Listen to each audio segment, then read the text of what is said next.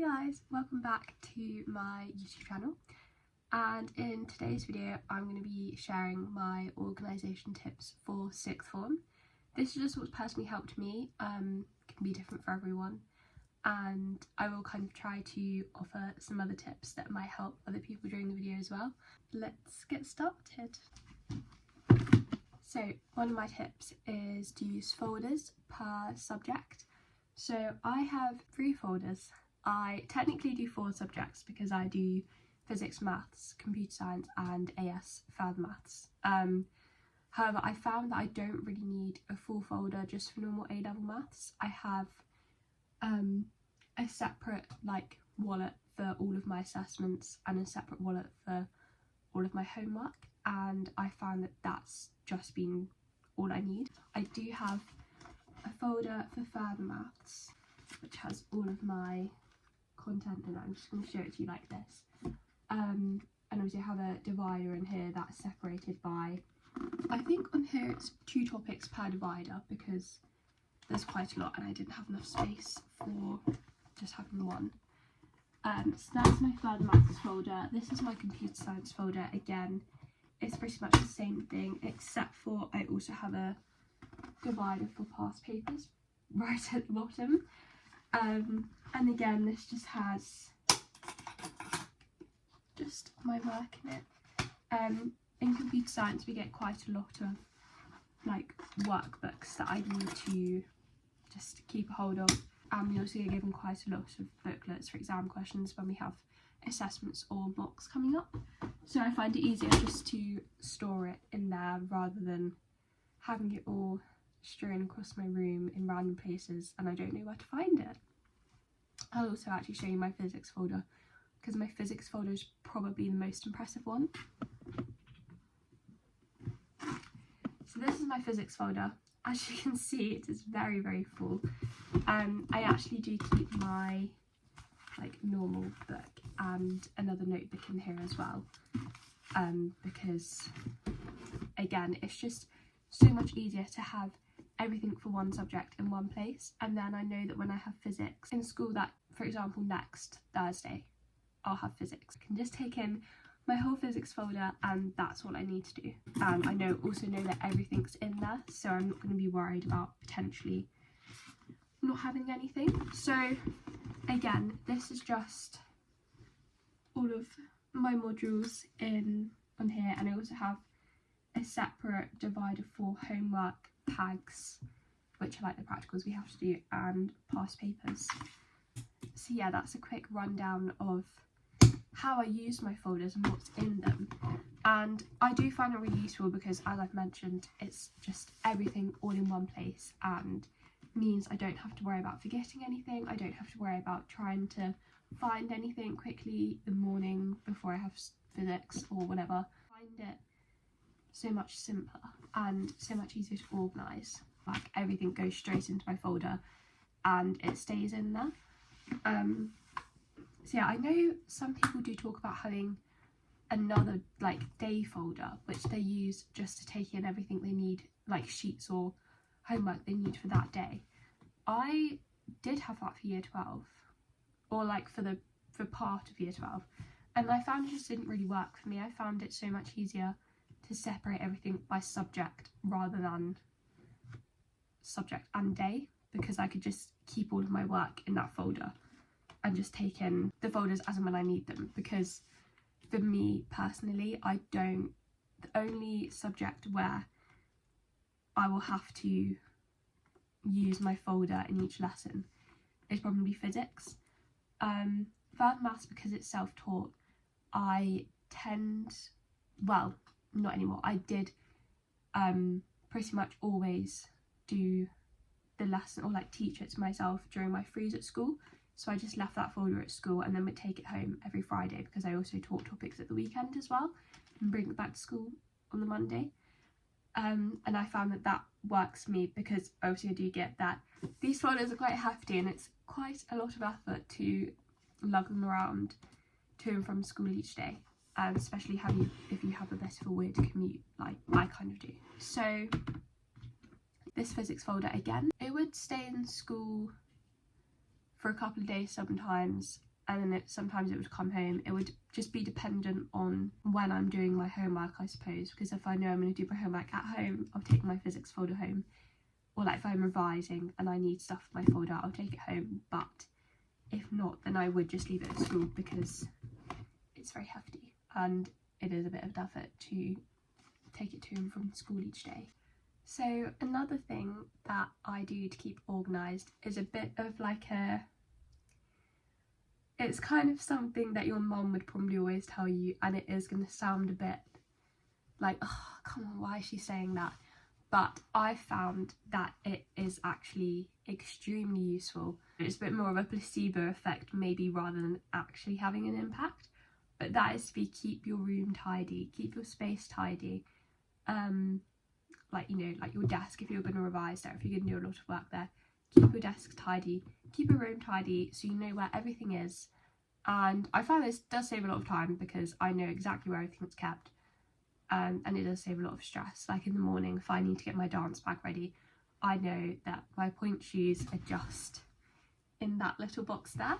I know that my leotards and everything are all in this drawer, and I know that my dance bag is up on the back of my door.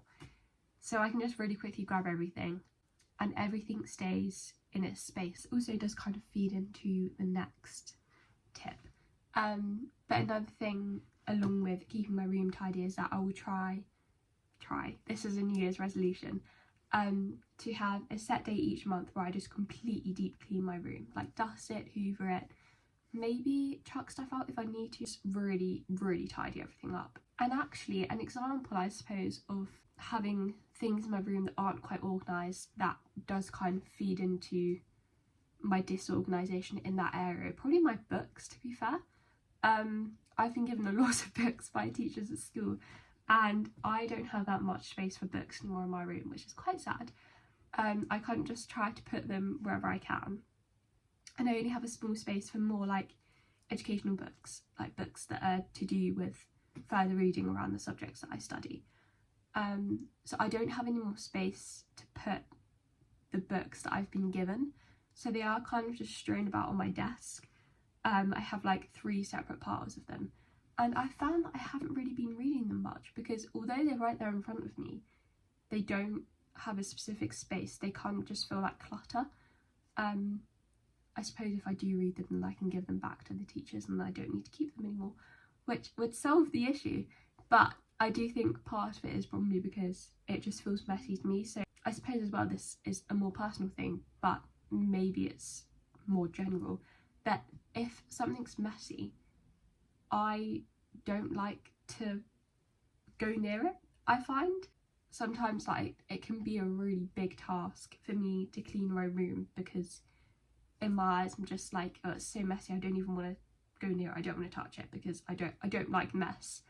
But when it does accumulate, I just avoid it because I don't like it. But then it's a bit of a cyclical thing because I don't like the mess, so I don't clean it, but then I want it to be cleaned, and it's just, I don't really get anywhere. But yeah, so maybe after I film this, I will sort out those books, I'll start reading them, and I will get that mess sorted, because it's probably going to clear my mind with the books I have to read. So as I previously mentioned in my previous tip about keeping your room tidy, I think that forming habits is definitely a big thing of staying organised as well. So for example, obviously the deep cleaning the room every month, I think I've decided that it's going to be the first Sunday of every month. I'm just going to do a massive deep clean. And I know that I can stick to that because I know that Sundays I don't have much on the evening, so I have time to do that on that day. Another example is also on Sunday evenings, I make my to-do lists for the week, which obviously is a staple way of staying organised. But it means that because I do it every day on that Sunday, it's consistent, so I stay organised. It's not just a one-time thing where I think on a random Wednesday, oh, I'm going to make a to-do list for the rest of the week, and then it just never happens again. I've built that into my routine. I do think that sixth form is quite an unpredictable time, or at least it is in my sixth form anyway. So sometimes we can have tests kind of thrown at us for like the next week. Like we don't know about it, so we do have to kind of sometimes change our routines or miss stuff out.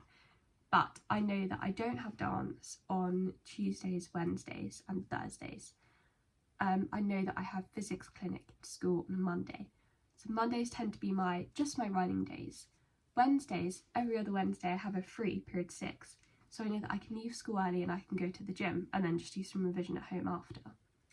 And it's just recognising those places where you can consistently get stuff done. And also it's like, I know every Friday I have dance after school, obviously, but I have maybe about an hour and a half between when school finishes and when my dance finishes.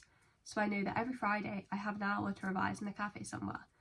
And it's just putting those times in your week that are consistently free, so you can block in things for those times and you know that something's always going to get done in those times.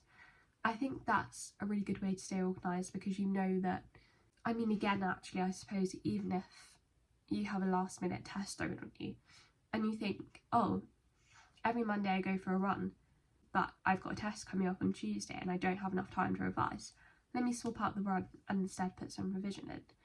I think it's just, maybe I should actually change the name of this tip. Maybe it should not be forming habits. Maybe it should be like knowing your routine well, to recognise where you can make use of your time. I'm not quite sure if I'm explaining this very well, because I don't know if it sounds really confusing to me, but I know what I mean, and I hope my examples have kind of explained it well, because I actually have no idea now if I've just really confused everyone. So this next tip is probably 2 tips kind of combined, because I think they're quite linked. So the first thing, expect the unexpected. Don't fill out every second of your day to then have something, you know, like the test thrown in, and you cannot block out any extra time to revision because you think you need to consistently get everything done that you've already in advance booked in. This is something that I've definitely had to learn to not do, because I think especially kind of towards the end of year 12 over summer, I always do my to-do lists a week in advance, as I said earlier, but it does mean I can sometimes fall into the trap of having something thrown out or not being able to do something on my to-do list, and then I kind of think, oh no, like, you know, I'm not organised anymore, I'm stressed because I now have these extra things to do, or I cannot do what I thought I was going to do, and then I feel behind. That is not the case. One way to avoid that is to not over restrict yourself, I suppose, to a set routine. Sometimes maybe the beauty of being organised is actually being slightly disorganised.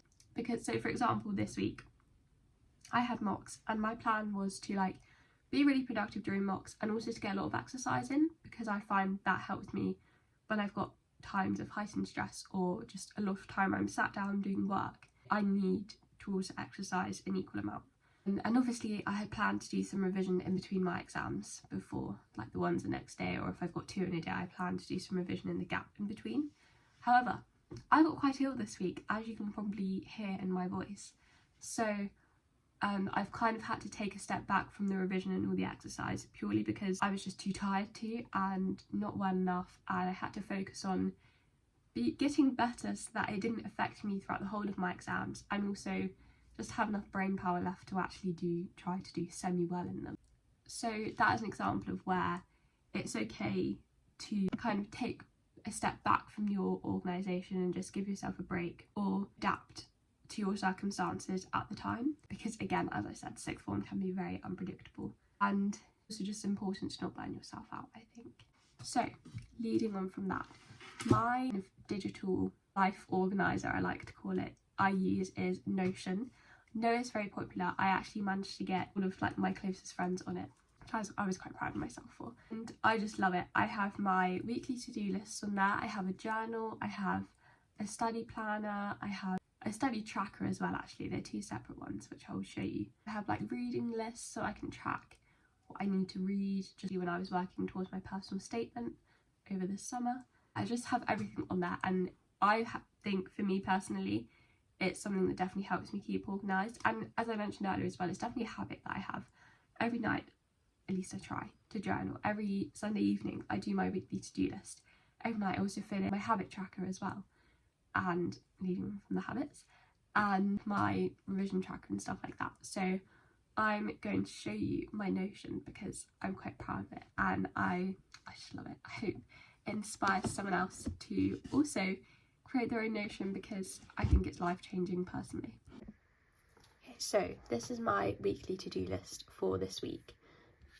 Although I was ill, to be fair, I did actually manage to get quite a lot of stuff done. I personally prefer a digital to-do list rather than a physical one because, as I said previously about expect the unexpected, it's so much easier to change, and it doesn't make me feel as bad when I haven't, like when I've had to change things, because I can't see that they've had to change. So as well, it does allow me to, for example, like here, I've got Pilates with a question mark because I'm not 100% sure if I'm going to have enough time to do an at-home Pilates workout, but I have it on there just in case. It's only got a question mark, so I know that it's not a top priority. It does vary week on week on how busy they are, obviously because I have mocks at the moment. These are quite full. It just helps me keep track of everything I need to do. Again, I also have a habit tracker on here. As you can see, I have not filled it out at all this week. It's from Monday because I've been so ill. I've just been going to bed so early that I haven't really filled in my Notion this week. It helps me keep track of making sure that I do these habits. As you can tell, I do not meditate very often. It's something that I really want to get into, especially this year, but I do find it quite hard to find time in my day for it. Well, maybe not just find time in the day, but just kind of find motivation to do it. I think especially with mocks and times of stress, it's definitely been a lot easier. This is probably the one I'm most proud of. It's the revision tracker. I did use this template from someone else. See how long I've been revising for and like per subject, so I can kind of see the distribution a bit better rather than just having it in my head.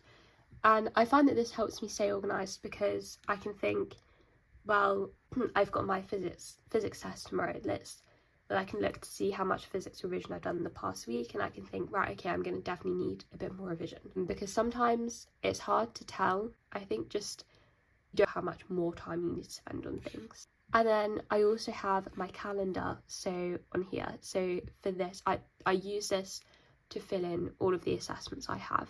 So obviously all my mocks I've had. I also have when my homework's due in. A couple of exams I had, dates I had in September.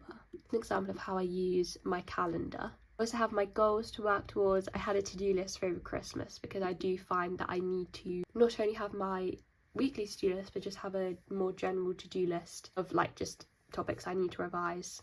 And I don't tend to tick these ones off. I just use this as inspiration for what to put in my weekly to-do lists, and I find that that works a lot better for me. I also have a monthly overview study planner. I am not sure if I'm going to continue with these. I think I may do some for March onwards as I go into the lead up towards my exams. Found that in the months, like, it's quite hard to stick to this. I think that because topic tests, I don't know when it's going to come up. I have obviously had to change this quite a lot. I'm not quite sure if doing a monthly study planner works well for something when times are going to be changing quite quickly. But I do think that for my actual A-levels, it's probably going to be very useful. This is also just quickly my reading list. These are the books that I've read. They were the ones that I read especially for my personal statement over the summer. These are the books I'm currently reading. These are all the books I have left to read.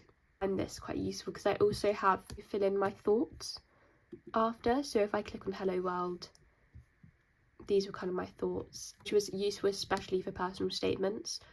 I would really recommend creating one of these if you're in year 12 and you're thinking about writing your personal statement soon. I think this definitely helped me more than anything else, I'd say. So that concludes my video. I hope you all enjoyed, and I hope that you can kind of use some of those tips. I'm not an expert, and this is just what's personally worked for me. It may not work for everyone. It can take time to implement them. You do have to be quite strict with yourself. However, I think it's led me to quite a successful time in sixth form and quite an organised time in sixth form. So thank you for watching. See you later.